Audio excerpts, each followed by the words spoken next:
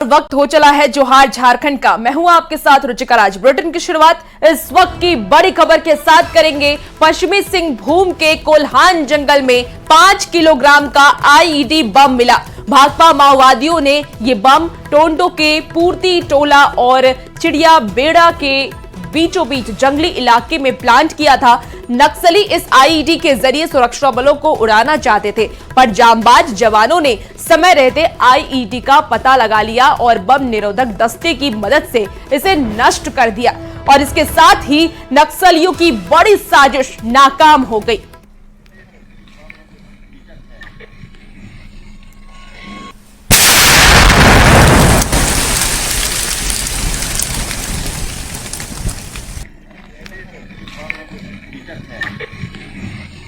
तो ये एक्सक्लूसिव तस्वीर हम आपको दिखा रहे हैं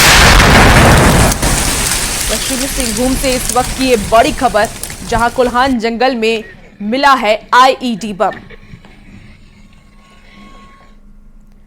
कोडरमा में गुप्त रूप से चल रहे अवैध डीबरा खान में 2 ग्रामीणों के दबने की खबर है। घटना के 4 दिन गुजर गए, पर अब तक दोनों को बाहर नहीं निकाला जा सका है। जिन 2 ग्रामीणों के दबने की खबर है वो गिरिडीह के तीसरी निवासी बताए जा रहे हैं। आपको बता दें कि कहा यह भी जा रहा है कि डीबरा माफिया ने दोनों मजदूरों को बाहर निकालने की कोशिश की, पर जब नाकाम रहे तो दोनों शवों को मिट्टी से ढक दिया। डीसी मेघा भारद्वाज ने कहा कि दोनों मजदूरों का पता लगाया जा रहा है। इन्फॉर्मेशन नहीं मिल पाया है, बट उसमें हम लोग जांच करा रहे हैं। अगर ऐसा कुछ कंफर्म होगा तभी हम लोग बता पाएंगे। बताया जा रहा है कि एक महिला और एक बच्चा है, वो अभी हम लोग ट्रेस करा रहे हैं। अगर ट्रेस हो जाएगा तभी बता पाएंगे आगे। और अब खबर धनबाद से है। धनबाद में sale tax officer Arvind Aich के खिलाफ कमर्शियल बार एसोसिएशन ने मोर्चा खोल दिया और जमकर हंगामा मचाया। साथ ही उन पर भय दोहन का भी आरोप लगाया। एसोसिएशन के सदस्य वार्ता करने अरविंद आइच के दफ्तर पहुंचे। दोनों ओर से जमकर गर्मा गर्मी भी हुई है, जिसकी तस्वीरें भी आप देख पा रहे होंगे। एसोसिएशन ने आरोप लगाया कि अवैध रकम को लेकर ये अफसर उन्हें बार बार परेशान करते हैं। आरोपी अफसर ने भी सभी आरोपों को गलत करार दिया।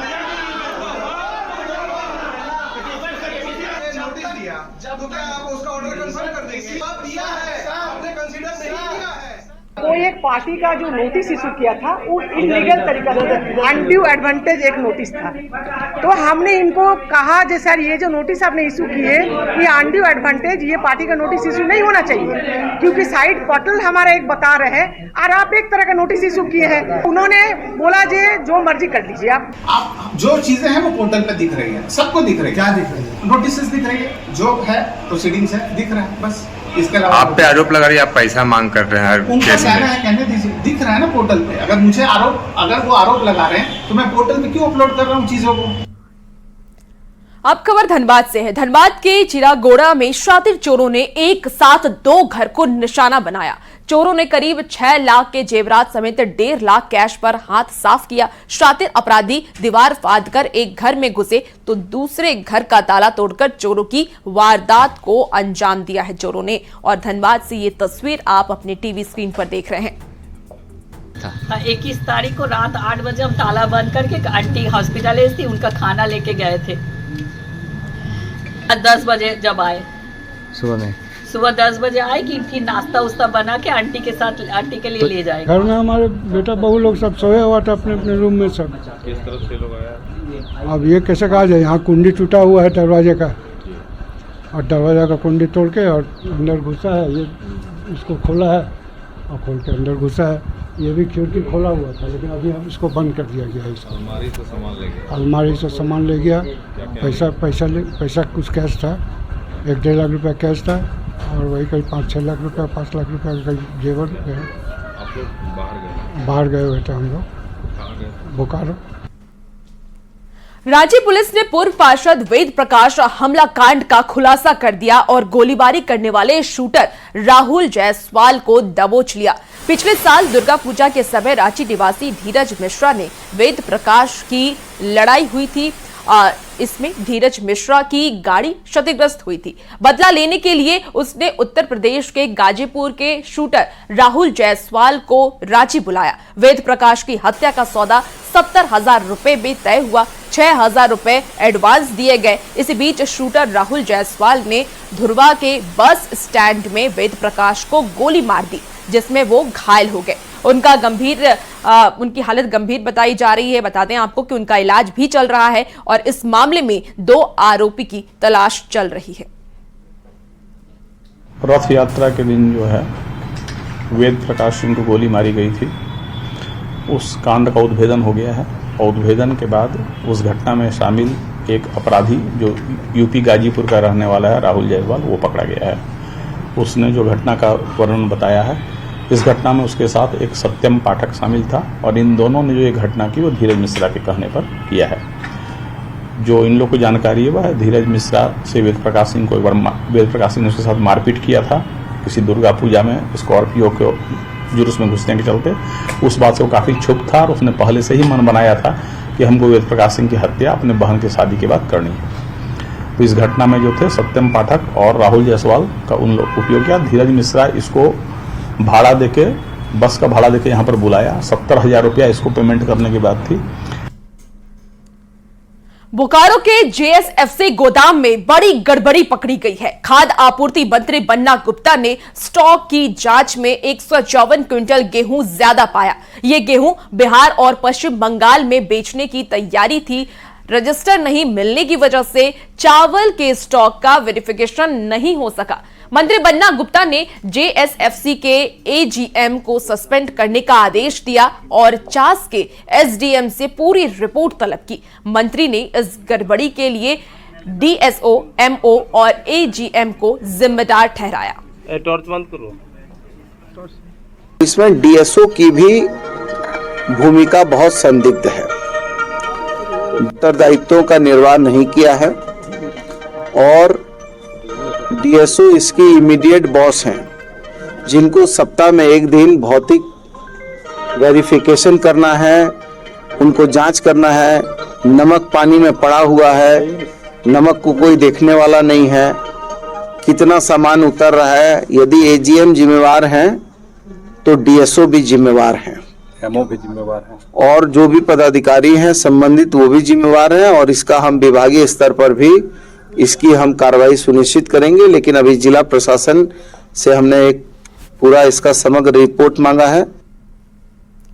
झारखंड के खाद्य आपूर्ति मंत्री बन्ना गुप्ता ने पूर्व विभागीय मंत्री सरयू राय पर गड़बड़ी करने का आरोप लगाया है। बोकारो में जेएसएफसी के गोदाम में छापे के बाद उन्होंने कहा कि सरयू राय के कार्यकाल में जबरदस्त भ्रष्टाचार हुआ। उन्होंने अपने रिश्तेदार को डीएसओ बना दिया। मंत्री ने यह भी कहा कि जेएसएफसी के अनाज वितरण में गड़बड़ी करने वाले सभी अफसर नपेंगे। उन्होंने बोकारो के गोदाम में छापा मारा और अनाज की बोरियों को तौलने का आदेश भी दिया। कर रहे हैं, जांच करके भौतिक सत्यापन कर रहे हैं, तो आपके पेट में दर्द होने का कारण क्या हो सकता है? इसलिए क्योंकि आपकी संलिप्तताएं हैं, आपके गहरे गंभीर आपके जो हैं भ्रष्टाचार के सबूत मिल रहे हैं। आपने अपने रिश्तेदार को डीएसओ के पद पर बहाल कर दिया है। पूर्व मंत्री जी आदरणीय भाजपा में कौन थे खाद्य आपूर्ति मंत्री, आप नहीं जानते हैं क्या? आदरणीय सरयू राय जी, उनके कार्यकाल का है, उसकी जांच हो रही है। और अब रुक जामताड़ा की खबर का करेंगे। जामताड़ा के नारायणपुर में मंत्री इरफान अंसारी और डीसी कुमुद सहाय ने स्कूली बच्चों को साइकिल बांटी। 300 छात्र छात्राओं को साइकिल दी गई। साथ ही जेएसएलपीएस की महिला सदस्यों को 34 लाख का कर्ज और कई बुजुर्ग महिलाओं को वृद्धा पेंशन का स्वीकृति प्रमाण पत्र भी सौंपा गया। इस मौके पर मंत्री इरफान अंसारी ने बीजेपी पर जमकर निशाना साधा। सरकार की हम लोग एकदम स्पीडली छात्र को उतार रहे हैं, छोटी स्कीम हो या बड़ी स्कीम। आप देख सकते हैं कि साइकिल देने में कितना उत्साह है। हम लोग 3450 साइकिल नारायणपुर को भी हम लोग दे रहे हैं, हर बच्चे को दे रहे हैं। कांग्रेस पार्टी पार्टी विधानसभा चुनाव की तैयारी में जुट गई है। रामगढ़ में रजरप्पा के ऑफिसर्स क्लब में कल कांग्रेस कार्यकर्ता संवाद कार्यक्रम किया जाएगा। इसमें झारखंड प्रदेश के प्रभारी गुलाम अहमद मीर, प्रदेश कांग्रेस अध्यक्ष राजेश ठाकुर समेत कई बड़े नेता और कार्यकर्ता शामिल होंगे। बैठक में विधानसभा चुनाव की रणनीति पर चर्चा की जाएगी। बता दें आपको कि छतरपुर में प्रदेश प्रभारी गुलाम अहमद मीर कांग्रेस कार्यालय का उद्घाटन भी करेंगे। लीडर्स का आगमन रजरप्पा प्रोजेक्ट ऑफिसर्स क्लब में होने जा रहा है। वहां पर कार्यकर्ताओं के साथ में बातचीत संवाद करेंगे 1 बजे से। उसके बाद में वहीं पर खाना पीना, भोजन, भाषण, उनसे बातचीत होगी। उसके बाद 4 बजे चितरपुर में जो नवनिर्मित कार्यालय है कांग्रेस पार्टी का चितरपुर बाजार टाड़ में, उसका उद्घाटन किया जाएगा। और हजारीबाग के कई होटल और रेस्टोरेंट पर खाद्य सुरक्षा विभाग ने छापा मारा। कई उपभोक्ताओं की शिकायत पर छापा मारा गया। साथ ही जुलू पार्क के स्काईलाइट और येलो रेस्टोरेंट में छापेमारी की गई। जांच में पाया गया कि कई दिन पुराना डिश ग्राहकों को परोसा जा रहा था और खाने में एक्सपायरी मसाले का इस्तेमाल किया जा रहा था। कार्रवाई करते हुए खाद्य सुरक्षा विभाग ने खाने का सैंपल लेकर जांच के लिए भेज दिया है। ये एक हमारा ही स्टाफ कंप्लेन किया था कि सर हम येलो में खाना खाए। उसके बाद हमारा तबीयत थोड़ा ख़राब हुआ और मेरी बच्ची को और वाइफ को थोड़ा वॉमिटिंग भी हुई है। तो हम लोग उसको वेरीफाई कर रहे थे कि एक्चुअल में है क्या चीज़। तो हम लोग जब वहाँ गए तो लगभग 7-8 केजी पनीर वहाँ पे गलत पाया गया, जिसको हम लोग रैंडम उसको डिस्ट्रॉय कर दें और सख्त उनको डायरेक्शन दिए कि वो किसी भी सूरत में गलत पनीर और कुछ मसाले एक्सपायरी थे, 2022 में एक्सपायरी है, वो प्रोडक्ट भी उनके पास था। कुछ में मैन्युफैक्चरिंग और एक्सपायरी डेट भी नहीं था। तो हम लोग आइडेंटिफाई इतना आसानी से नहीं कर पाएंगे कि वो सेफर प्रोडक्ट है या नहीं। तो हम लोग उसको अभी सैंपल भरे हैं। सावन के पहले सोमवार के साथ ही सावन महीने की शुरुआत हो गई। देवघर के बैद्यनाथ मंदिर समेत सभी शिवालयों में जलाभिषेक के लिए भक्तों का तांता लगा रहा। झारखंड के डीजीपी अजय सिंह ने दावा किया कि बैद्यनाथ धाम से लेकर बासुकी नाथ और रांची के पहाड़ी मंदिर समेत सभी शिवालयों में बड़ी संख्या में जवान और मजिस्ट्रेट को तैनात किया गया है। साथ ही एटीएस, झारखंड जगुआर और होमगार्ड जवान भी मुस्तैद हैं। तो जो अतिरिक्त फोर्स लगते हैं, चाहे वो रांची हो, चाहे देवघर हो या बाकी अन्य जगह, सब जगह डेपुटेशन हो चुका है। और माननीय मुख्यमंत्री के लेवल से भी रिव्यू हुआ था जो देवघर में हुआ था। सभी जगह बिल्कुल प्रॉपर फोर्स लगा हुआ है, कहीं कोई समस्या नहीं है। सरायकेला में चांडिल प्रखंड के बूढ़ा बाबा प्राचीन मंदिर में श्रद्धालुओं की जबरदस्त भीड़ दिखी। सावन के पहले सोमवार पर हजारों की संख्या में श्रद्धालुओं ने पूजा अर्चना की। बता दें कि यहां बंगाल और उड़ीसा से भी कांवर जलाभिषेक करने आते हैं।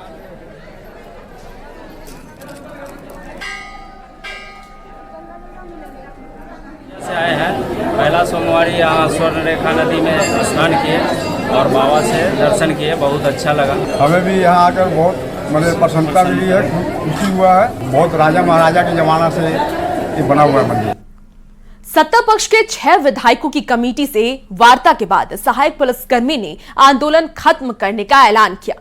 समायोजन की मांग पर सरकार ने वनरक्षी, उत्पाद सिपाही, जिला बल और होमगार्ड बहाली में 10% रिजर्वेशन के साथ उम्र सीमा में 10 साल की छूट का वादा किया। 30% वेतन वृद्धि पर भी सहमति बनी। 50,000 की जगह 1 लाख के मेडिक्लेम का वादा किया गया। ड्यूटी के दौरान मृतक के आश्रितों को 2 लाख की बजाय 4 लाख का मुआवजा देने पर बात बनी और 1 साल का सेवा विस्तार देने की भी बात कही गई। अब कल सुबह सभी आंदोलनकारी सहायक पुलिसकर्मी अपने जिलों में लौट जाएंगे।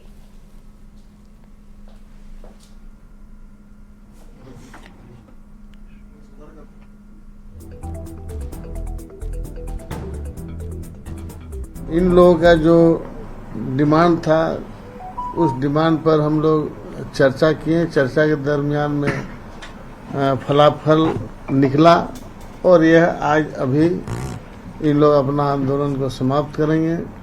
इन लोगों के जो मांग था, सरकार ने सहानुभूतिपूर्वक विचार करते हुए उस पर हम लोगों ने निर्णय लिया है। इनके हित के लिए आने वाला दिन इन लोग जिस रूप से काम करते थे उसी रूप से करेंगे और जो जो डिमांड इन लोग का था उन लोग को हम लोगों ने पूरा किया है। हम लोग को पहला मांग था समायोजन का, लेकिन सरकार के तरफ से पक्ष है कि डायरेक्ट समायोजन अभी संभव नहीं है, तो आपको एक आरक्षण के माध्यम से समायोजन की रास्ता खोलेंगे, जिसमें वनरक्षी, उत्पाद सिपाही, होमगार्ड में 10% सीट में आरक्षण दिया जाएगा, जो कि इन नियमावली में कैबिनेट के माध्यम से जल्द संशोधन करना होगा।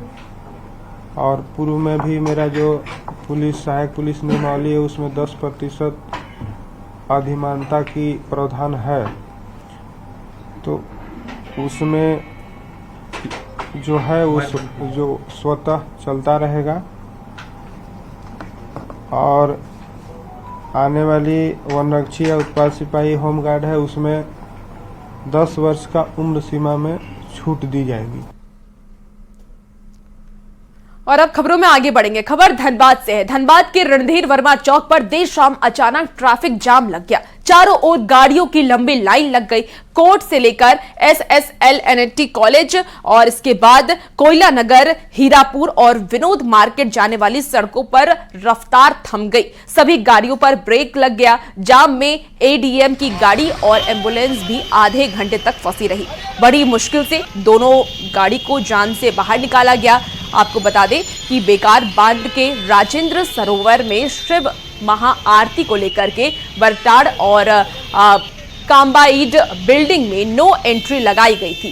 सभी गाड़ियों को LG रोड से की ओर मोड़ देने से जाम की हालात बन गए थे और इससे धनबाद वासी बेहद परेशान रहे। वहाँ खड़ा है, फिर हम लोग को रोक दिया है कि जाइए आप लोग इधर से। पता नहीं क्या हो रहा है वहाँ बेकार बांध में, बोला कि कुछ जोर हो रहा ना क्या हो रहा है, कुछ प्रोग्राम हो रहा है। कितना देर से जाम में फंसे? हम लोग तो हो गया 15-20 मिनट हो गया खड़े हुए। अभी यहाँ चारों तरफ गाड़ी लगी है, चारों तरफ जाम लगा हुआ, चारों तरफ साइड में। सवारी का क्या हुआ? सवारी सब उतार दी, क्या कीजिए, सवारी तो रह नहीं सकता। धनबाद रणधीर वर्मा चौक में अचानक शाम में जाम की स्थिति बन गई और आप हमारे पीछे देख सकते हैं कि यह जो चौराहा है रणधीर वर्मा चौक, इसको चारों तरफ वाहनों की लंबी कतार लगी हुई है। इस जाम में जिला के प्रशासनिक अधिकारी से लेकर एम्बुलेंस तक फंस गई। काफी मशक्कत के बाद SDM और एम्बुलेंस को निकाला गया। वहीं अभी भी यहाँ पर वाहनों की लंबी कतार लगी हुई है। ट्रैफिक पुलिस के साथ साथ आम लोग इस ट्रैफिक को क्लियर कराने में जुटे हुए हैं। बताया जा रहा है कि बेकार बांध में गंगा आरती का आयोजन है और जिसे देखते हुए कंबाइंड बिल्डिंग में नो एंट्री लगा दी गई है और यही कारण है कि रणधीर वर्मा चौक में जो है चारों तरफ जाम की स्थिति बन गई है। फिलहाल यहाँ पर जो ट्रैफिक के पुलिस है और साथ ही साथ जो आम लोग हैं वह ट्रैफिक को क्लियर कराने में जुटे हुए हैं। पिछले आधे घंटे से यहाँ जाम की स्थिति बनी हुई है और हर कोई परेशान है। संजय गुप्ता, न्यूज़ 18 धनबाद।